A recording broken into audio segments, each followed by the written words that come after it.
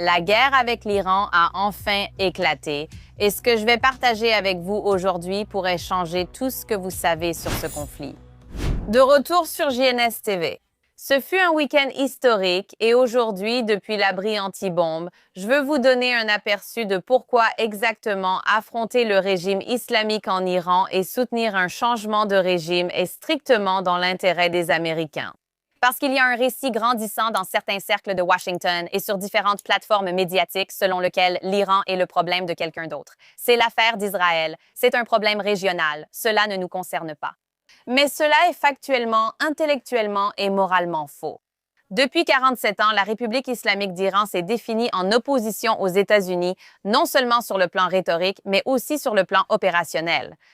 Ce régime a tué des centaines de membres des forces armées américaines. Il a financé des attaques visant des ambassades américaines. Il a planifié des assassinats sur le sol américain.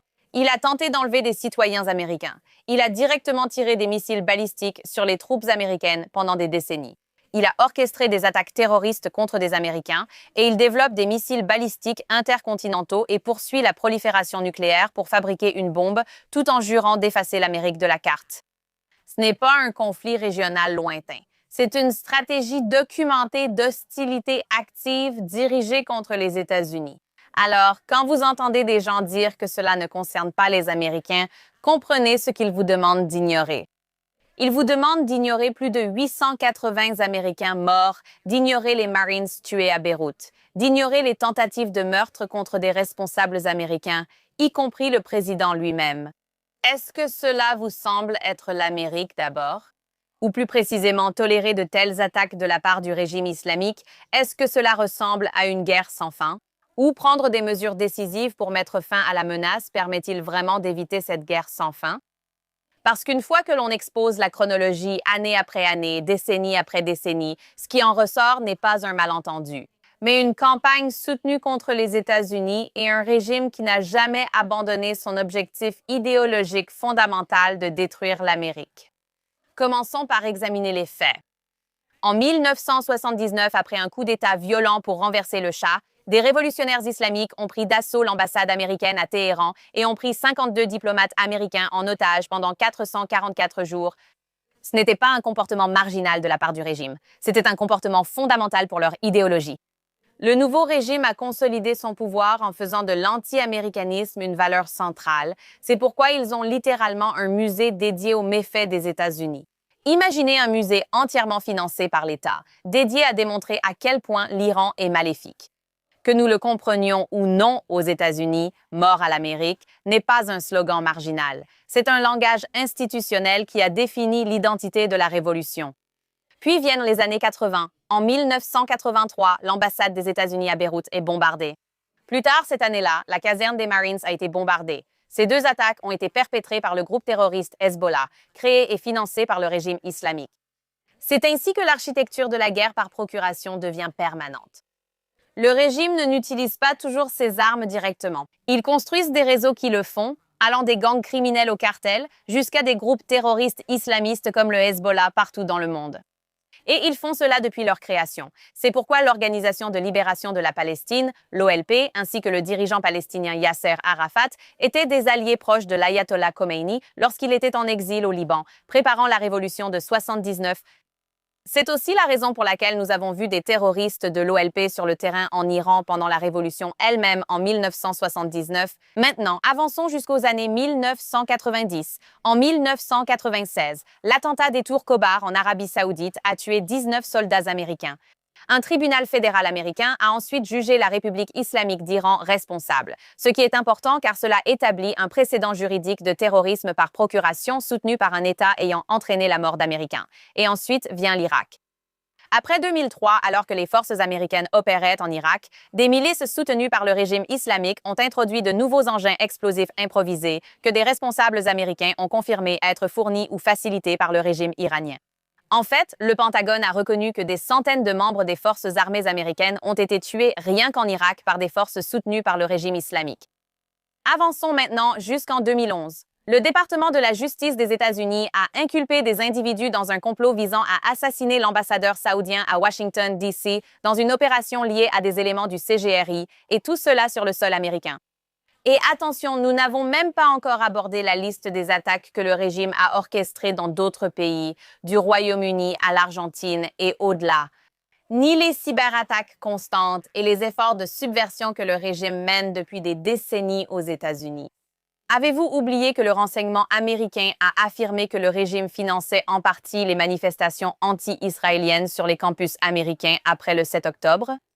Mais revenons à la chronologie. En 2020, le régime a lancé des missiles balistiques contre les forces américaines sur la base aérienne d'Al-Assad en Irak. En 2021, le département de la Justice a inculpé des responsables du renseignement iranien pour avoir comploté l'enlèvement d'une journaliste basée aux États-Unis. Le plan consistait à la faire sortir de force des États-Unis et à l'enlever vers l'Iran où elle risquait une mort certaine.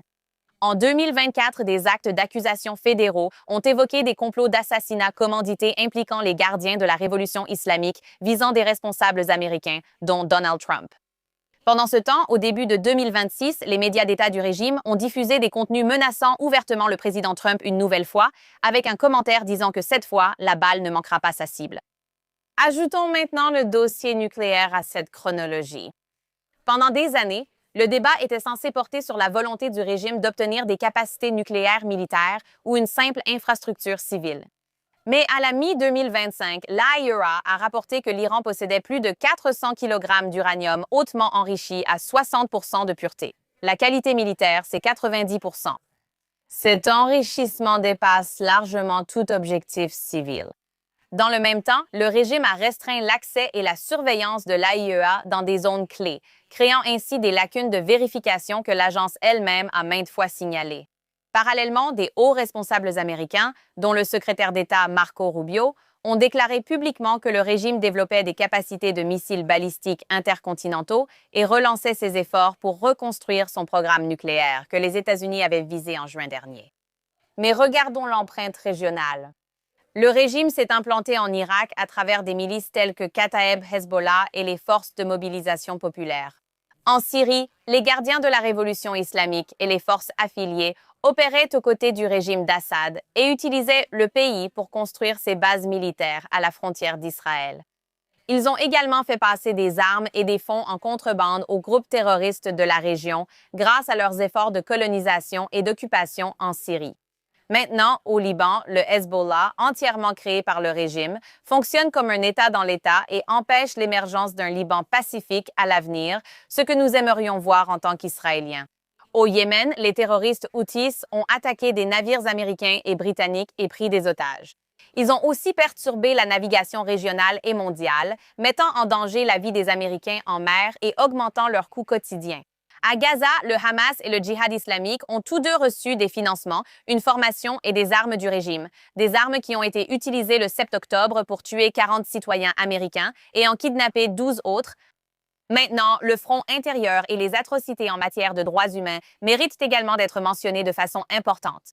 En 1988, il y a eu un massacre dans une prison qui a entraîné l'exécution de milliers de prisonniers politiques iraniens. Au fil des décennies, le régime en a exécuté des dizaines de milliers d'autres.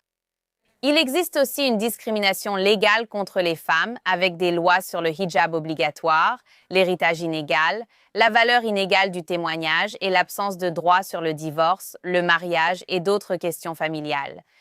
En plus, des organisations de défense des droits humains ont documenté l'usage massif de violences sexuelles contre les manifestants arrêtés, y compris lors de la dernière répression visant hommes, femmes et mineurs. En fait, le régime a l'habitude de cibler les enfants. Dès fin 2022, des vagues d'empoisonnement ont touché des milliers de jeunes filles en Iran pour les empêcher de protester contre le régime. Ils ont aussi utilisé la violence à plusieurs reprises pour organiser des attaques sous faux drapeaux, espérant ainsi renforcer le soutien intérieur en Iran. Dans les années 1980, ils ont détruit des cinémas pour accuser d'autres personnes. En 2020, après l'assassinat de Qassem Soleimani, le régime a abattu un avion de ligne civile, le vol PS-752 tuant 176 personnes pensant qu'il pourrait en accuser les États-Unis. Le régime a d'abord nié toute responsabilité avant de reconnaître plus tard qu'ils avaient commis une erreur, mais bien sûr, aucun Iranien ne les croit réellement. C'est pourquoi, rien que ces dernières semaines, ils ont dénoncé le régime pour avoir utilisé des écoles et des hôpitaux afin de mener des activités militaires, mettant sciemment en danger les populations civiles. Mais pour finir, considérons ici l'architecture financière. Le régime a détourné des milliards de dollars vers le Hezbollah, le Hamas et les Houthis, alors que leur propre monnaie est en chute libre et qu'ils ne peuvent même pas assurer le strict minimum dans un pays pourtant riche en ressources. Au lieu de privilégier le peuple iranien ou des accords commerciaux mutuellement bénéfiques, ils contournent les sanctions pour sécuriser des avoirs étrangers au profit du régime. Leurs supplétifs agissent de même. Les réseaux financiers du Hezbollah ont opéré en Amérique latine et même dans l'hémisphère occidental, s'engageant dans des montages financiers criminels documentés pour financer des opérations qui peuvent menacer directement les États-Unis. Quand on dit que ce n'est pas la guerre de l'Amérique, il faut demander à qui est cette guerre alors? À un certain moment, l'argument selon lequel ce n'est pas notre combat s'effondre sous le poids d'un bilan de 47 ans parce que la République islamique ne s'est pas modérée. Elle s'est adaptée. Elle a perfectionné la guerre par procuration. Elle a perfectionné le contournement des sanctions. Elle a perfectionné l'intimidation à l'étranger et la répression intérieure. On peut débattre du comment et du quand, mais pas du bilan. Passons donc du bilan au résultat. Qu'est-ce que les États-Unis gagneraient si ce régime tombait et qu'un Iran libre le remplaçait? Eh bien, il y a beaucoup de choses, mais je vais vous les expliquer une par une, du moins quelques-unes pour les besoins de cet épisode. Premièrement, l'effondrement de l'architecture des groupes par procuration. Le Hezbollah ne survit pas sans Téhéran. Les Houthis ne déploient pas de capacités avancées sans Téhéran. Le Hamas ne reçoit pas de financement durable ni de flux d'armes sans Téhéran. L'ensemble du système de pression régionale qui a visé les troupes américaines, les alliés des États-Unis et déstabilisé les voies maritimes dépend d'un régime à Téhéran qui considère la guerre par procuration comme une doctrine.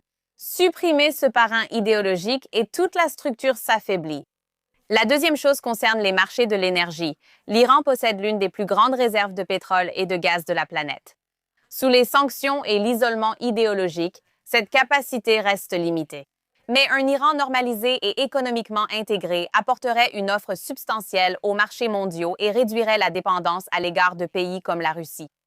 Une offre plus importante réduit les primes de risque géopolitique et diminue l'influence de Moscou. Troisièmement, le coût de l'endiguement. Depuis 4 décennies, les États-Unis maintiennent une présence militaire au Moyen-Orient, en partie pour dissuader et contenir l'expansionnisme de ce régime. Groupes aéronavals, systèmes de défense antimissiles, infrastructures de base, rotation de force, ce ne sont pas des concepts abstraits. C'est l'argent des contribuables qui est nécessaire pour promouvoir ses intérêts américains et protéger des vies américaines. Mais un Iran non hostile change radicalement ce calcul. Cela n'élimine pas du jour au lendemain la nécessité d'une présence américaine, mais cela réduit le besoin d'une architecture de confinement permanente en état d'alerte maximale et ouvre la porte à une nouvelle ère de paix et de prospérité dans toute la région. Quatrièmement, la prolifération nucléaire. Un Iran au seuil nucléaire met la pression sur l'Arabie saoudite. Il met la pression sur la Turquie. Il met la pression sur l'Égypte. Les cascades de prolifération régionale ne se produisent pas simplement de façon isolée. Si le régime islamique était éliminé, la pression pour une course aux armements régionales diminuerait considérablement, ce qui serait une bonne chose pour tout le monde. Cinquièmement, l'intégration économique et les opportunités de marché. L'Iran est un pays de près de 90 millions d'habitants très instruits, technologiquement compétents et géographiquement central. Une transition ouvrirait l'un des derniers grands marchés inexploités de la région et le plus grand marché unique de la région. Infrastructure, aviation, télécommunications, modernisation de l'énergie, technologie, biens de consommation, il ne s'agit pas d'exploitation. Il s'agit de normaliser des échanges commerciaux équitables. La sixième chose, c'est le réalignement stratégique, ce à quoi j'ai déjà fait allusion plus tôt, mais c'est vraiment très important. Le régime actuel a renforcé ses liens avec Moscou et Pékin, les transferts de drones vers la Russie, les accords stratégiques avec la Chine, la coopération énergétique et militaire. Un Iran post-idéologique ne deviendrait pas forcément pro-américain automatiquement, mais il ne serait plus structurellement aligné contre les États-Unis en tant que membre d'un bloc autoritaire. Septièmement, la légitimité interne. La population iranienne a souvent exprimé sa dissidence, des manifestations étudiantes au mouvement vert, jusqu'à femmes, vie, liberté, et aujourd'hui. Un gouvernement qui reflète son peuple plutôt que de le réprimer modifie l'équation de la stabilité interne. Si les États-Unis bénéficient du fait que les grandes puissances régionales soient légitimes sur le plan interne plutôt que perpétuellement fragiles et violentes, c'est une bonne chose pour tout le monde. Maintenant, rien de tout cela ne garantit une transition parfaite. Mais ce qui est clair, c'est ceci. Le régime actuel exporte la guerre par procuration, accroît le risque nucléaire, épuise les ressources américaines et renforce la Russie et la Chine. Une structure différente à Téhéran change complètement ses incitations. Alors, quand les critiques demandent « Qu'est-ce que l'Amérique y gagne ?», la réponse est simple. L'Amérique bénéficie d'une pression sécuritaire réduite sur ses troupes et ses alliés. L'Amérique bénéficie d'une pression sécuritaire réduite sur ses troupes et ses alliés. L'Amérique bénéficie d'une plus grande stabilité des marchés et de l'énergie. L'Amérique gagne un espace stratégique avec moins de risques de prolifération et moins d'alignement autoritaire contre nous. Rappelez-vous, le statu quo n'est pas sans coût, il s'accumule. Et la vraie question n'est pas de savoir si le changement comporte des risques, mais si la trajectoire actuelle en comporte davantage. Alors, est-ce le cas? Démystifions la réponse la plus courante que l'on entend à propos de l'idée d'un changement de régime en Iran. Aujourd'hui, un autre Irak revient sans cesse. Pour de nombreux Américains, ce n'est pas qu'un argument politique, mais aussi le souvenir de plus de 4000 soldats tués et de dizaines de milliers de blessés. Des milliers de milliards de dollars de fonds publics ont été dépensés avec des échecs du renseignement et une confiance publique brisée. Ainsi, quand les Américains entendent « changement de régime », ils pensent coût, pas stratégie. Cette réaction n'est pas irrationnelle, elle est basée sur l'expérience. Mais une analyse nationale sérieuse ne peut pas se limiter à des raccourcis émotionnels, car la véritable question à laquelle les États-Unis sont confrontés n'est pas de savoir si l'intervention comporte des risques, mais si l'alternative, permettre à un régime au seuil nucléaire qui a déjà tué des soldats américains et planifié des actes de violence sur le sol américain, de consolider indéfiniment son pouvoir, comporte moins de risques. Rappelons que des troupes américaines sont stationnées en Irak, en Syrie et dans l'ensemble des États du Golfe. Ces forces ont déjà été prises pour cible par des milices soutenues par le régime. Quand les Houthis attaquent la navigation internationale, cela perturbe les chaînes d'approvisionnement et les marchés de l'énergie, ce que les Américains ressentent à la pompe. Lorsque le régime fait progresser l'enrichissement de son uranium à une pureté de 60% et restreint la surveillance, un régime dont l'hostilité envers les États-Unis est bien documentée se rapproche de la capacité d'obtenir l'arme nucléaire. Lorsque des actes d'accusation fédéraux décrivent des complots d'assassinat liés aux gardiens de la Révolution à l'intérieur des États-Unis, la sécurité des Américains ordinaires est menacée sur notre propre sol. Alors distinguons bien les choses. L'intervention en Irak en 2003 était une invasion menée par les États-Unis contre une dictature largement contenue. Les États-Unis ont démantelé la structure gouvernementale et tenté de construire un nouvel ordre politique tout en combattant simultanément une insurrection à multiples facettes. C'était une intervention maximaliste, mais ce modèle n'est pas le seul qui existe dans l'histoire. L'Europe de l'Est en 1989 n'a pas nécessité que les États-Unis envahissent et reconstruisent les pays à partir de zéro. En Pologne, en Hongrie, en Allemagne de l'Est, en Tchécoslovaquie, en Roumanie, en Bulgarie, les régimes communistes soutenus par les Soviétiques sont tombés sous l'effet de manifestations massives internes combinées à une pression occidentale constante, économique, diplomatique et, oui, à la dissuasion militaire. La chute du mur de Berlin signifiait que les troupes américaines en Europe n'avaient plus à se préparer à une guerre massive contre des divisions de chars soviétiques traversant l'Allemagne. Cela a réduit le risque de confrontation nucléaire qui avait pendant des décennies pesé sur la sécurité des États-Unis. Avec le temps, des pays comme la Pologne, la République tchèque, la Roumanie et d'autres ont rejoint l'OTAN, ce qui a élargi les alliances de l'Amérique et renforcé sa position défensive en Europe. Ces pays ont aussi adopté l'économie de marché, ce qui signifiait de nouveaux partenaires et opportunités aux entreprises américaines. En Asie, la Corée du Sud et Taïwan sont également passés au fil du temps de systèmes autoritaires à des alliés démocratiques qui sont aujourd'hui des piliers de l'architecture économique et sécuritaire des États-Unis. Et oui, il existe aussi des exemples de changements de régime obtenus par la force militaire qui ont finalement renforcé la sécurité américaine et les intérêts des États-Unis à l'étranger.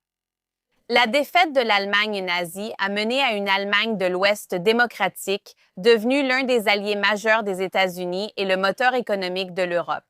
La défaite du Japon impérial a abouti à un Japon démocratique qui est aujourd'hui l'un des partenaires de sécurité les plus solides des États-Unis en Asie et l'une des plus grandes économies du monde. Ces transformations ont nécessité l'usage de la force et une reconstruction, mais le résultat n'a pas été une instabilité sans fin ni des guerres éternelles. Ce furent deux des alliés les plus stables, prospères et démocratiques du monde moderne. Des cas différents, des méthodes différentes, mais l'idée est simple. Tout changement de régime ne se termine pas en catastrophe. Certains redéfinissent l'équilibre mondial des pouvoirs d'une manière qui améliore considérablement la sécurité et la prospérité à long terme de l'Amérique. L'argument du nouvel Irak repose sur l'hypothèse que ne rien faire n'entraîne aucun coût. Et cette hypothèse est catégoriquement fausse. Le coût de l'Irak est bien documenté, mais il en va de même pour le coût de 4 décennies de guerre par procuration iranienne, de perturbations maritimes, de déstabilisation régionale, de complots d'assassinat et de prolifération nucléaire. Contrairement à l'Irak en 2003, l'Iran aujourd'hui est déjà profondément impliqué dans les conflits régionaux. L'Iran est un épicentre d'influence transnationale active, du Liban au Yémen, en passant par la Syrie, l'Irak, Gaza et même jusqu'au Venezuela et au Royaume-Uni.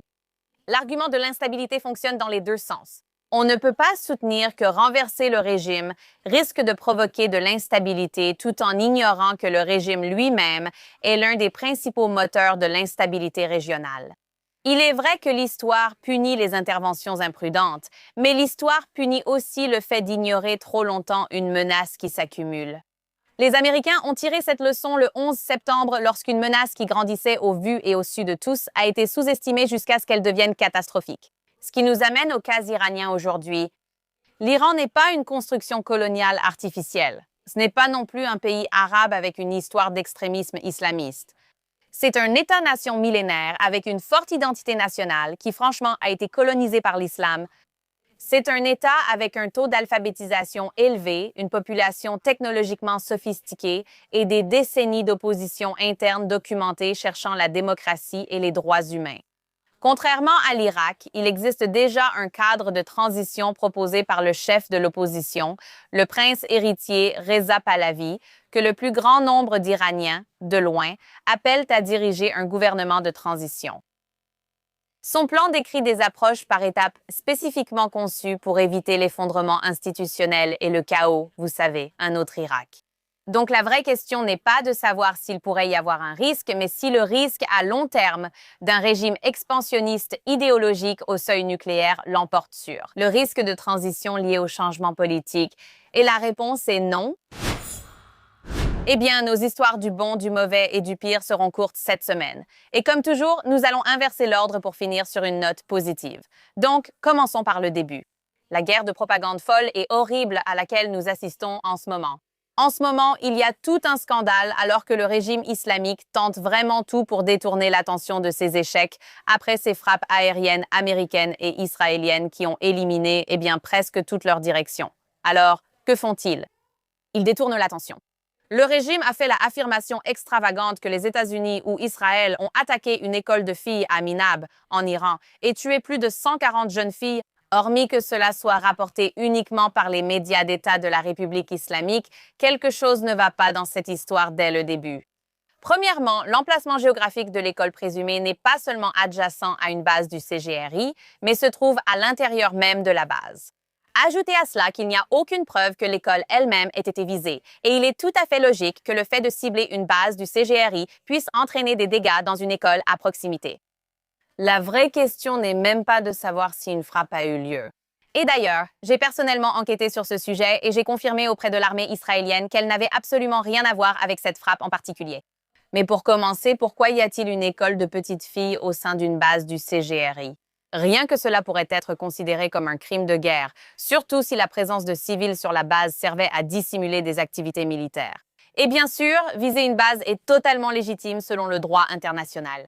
Pendant ce temps, cette affaire, sans aucune preuve ni les noms des enfants prétendument tués, circule parmi tous les suspects habituels dans les médias qui se trouvent être affiliés au régime ou à d'autres causes anti-américaines. J'ai donc moi-même parlé avec des habitants de Minab qui ont pu accéder brièvement à Internet samedi et ils m'ont dit qu'ils n'étaient même pas au courant de l'existence d'une telle école et ne connaissent personne qui fréquente cet endroit. Ils n'en avaient jamais entendu parler et ne savaient pas quand elle avait été créée. L'une de mes sources a également affirmé que la communauté pense qu'il y a des dépôts de missiles sous la base elle-même, ce qui pourrait aggraver toute action militaire par des explosions secondaires si cela devait effectivement se produire. La vérité, c'est que nous ignorons encore les détails et toute perte de vie civile demeure tragique. Mais nous savons que la République islamique fait vraiment tout son possible pour présenter cela comme une sorte de condamnation morale contre les États-Unis et ou Israël, malgré le fait que les habitants ont signalé que personne n'est même autorisé à visiter ce site ou à voir ce qui s'est passé ou l'étendue des dégâts.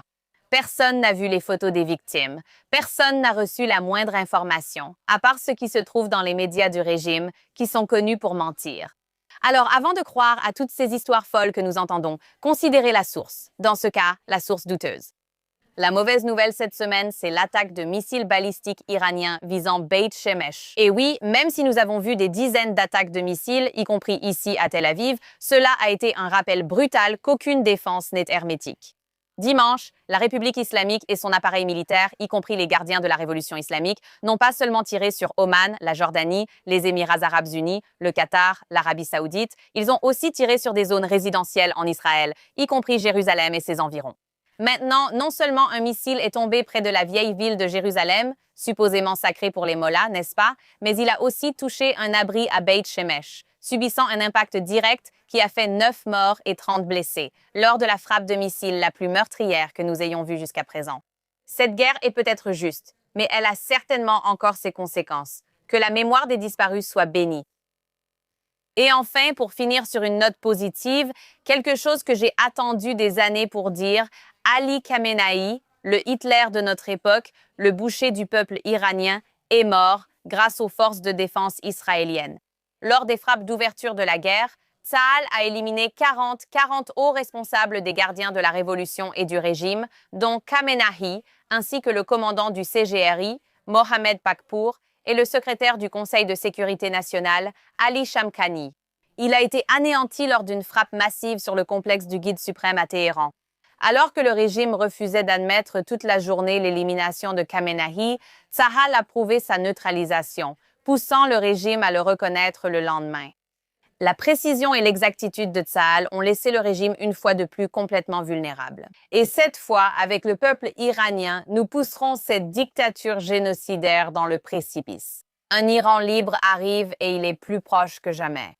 Nous reviendrons la semaine prochaine avec d'autres reportages et actualités de la région et sur la guerre contre la République islamique. Si vous avez une information pour moi, n'hésitez pas à me contacter sur les réseaux sociaux à Emily K. Schrader ou Emily in Tel Aviv sur Instagram. Et d'ici là, je vous retrouve la semaine prochaine sur JNS TV.